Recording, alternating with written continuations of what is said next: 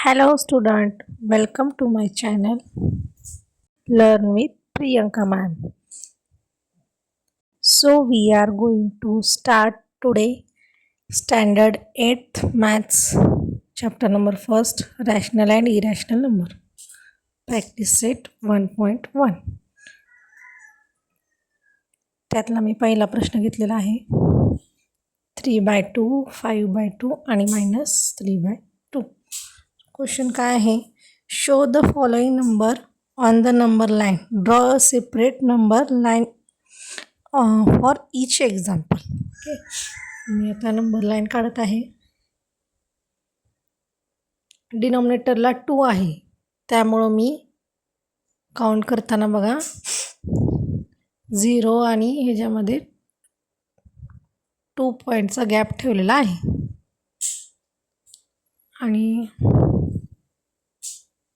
बघा 1 and 2, 2ला 1 number, 1 and 2, 2 number, 1 and 2, 3 number. Okay, डिनॉमिनेटरवर ते डिपेंड करतं. डिनॉमिनेटर 2 आहे, त्यामुळे मी असे नंबर लिहिले आहेत. ओके, तर पहिलं काय आहे बघा 3/2. 3/2 म्हणजे काय करायचं, 0चा जो पुढचा नंबर आहे 1 2 3, तिसऱ्या लाईनला मी 3/2 लिहिलेला आहे. परत काय 5/2, 0च्या पुढनंच मोजायचं आहे 1 2 3 4 5, 5/2 प्लस आहे त्यामुळे मी पॉझिटिव्हकडे लिहिलेलं आहे. ओके, आता काय -3/2, मायनसकडे जायचं लगेच 1 2 3, -3/2 लिहून टाकायचा. ओके, 3 आहे पहिल्या क्वेश्चनचे नंबर लिहिले. आता सेकंड क्वेश्चन 7/4 5 आणि 2/5. आता डिनॉमिनेटरला 5 आहे, त्यामुळे काउंट करताना 5व्या नंबरला 1 2 3 4 असा नंबर द्यायचा. 1 2 3 4 5, -1 नंबर दिला आहे. 1 2 3 4 5, -2, 1 2 3 4 5 1 1 2 3 4 5 2. ओके, आता पहिला नंबर कुठला आहे 7/5. चला 0च्या पुढनं काउंट करा 1 2 3 4 5 6 7, 7/5 तिथं लिहून टाका. -2/5 म्हणून आता मायनस निगेटिव्हकडे जायचं 2/5, -4/5 निगेटिव्ह आहे 1 2 3 4, -4/5 लिहून टाका. हा झाला दुसरा क्वेश्चन. याच्या पुढचा तिसरा आणि चौथा सेम आहे, फक्त डिनॉमिनेटरला एका ह्याच्यात 8 आहे, नंतर 10 आहे. तुम्ही सोडवू शकता. आता दुसरा क्वेश्चन घेऊ आपण. क्वेश्चन वाचते मी. Observe the number line and answer the question. Okay, पहिला question, which number is indicated by B. तर बी पॉईंट आहे, तो काय इंडिकेटेड करतो विचारलं. तर 0च्या पुढनं काउंट करा 1 2 3 4, 4ला 1 आहे म्हणजे डिनॉमिनेटरला 4 येणार हे नक्की. तर काउंट करा.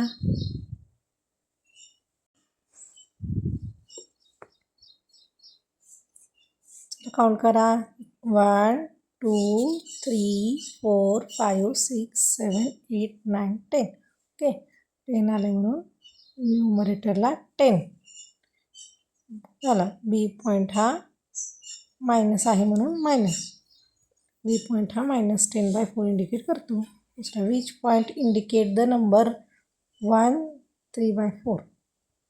ओके, आता पहिल्यांदा 1 3/4 हे मिक्स्ड फ्रॅक्शन आहे, त्याला आपण इम्प्रॉपर फ्रॅक्शनमध्ये कन्वर्ट करू.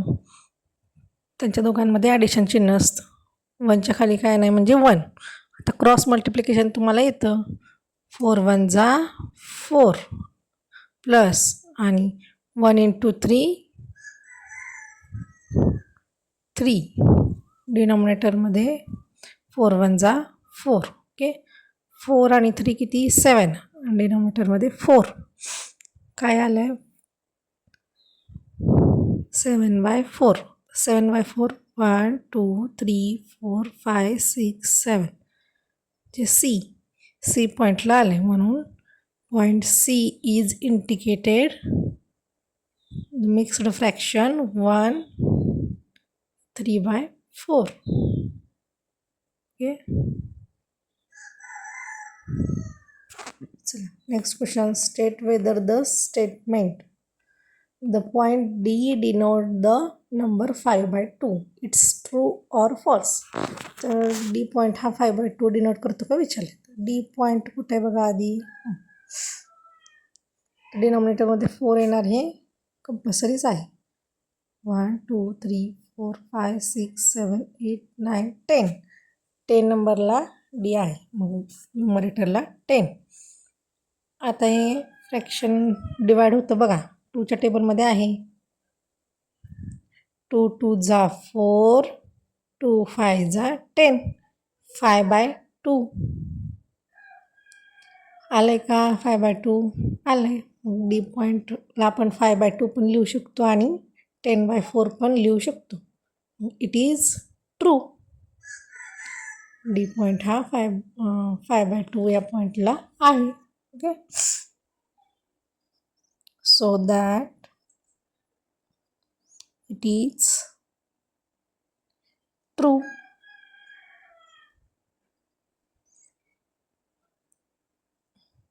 ओके, हा झाला दुसरा क्वेश्चन.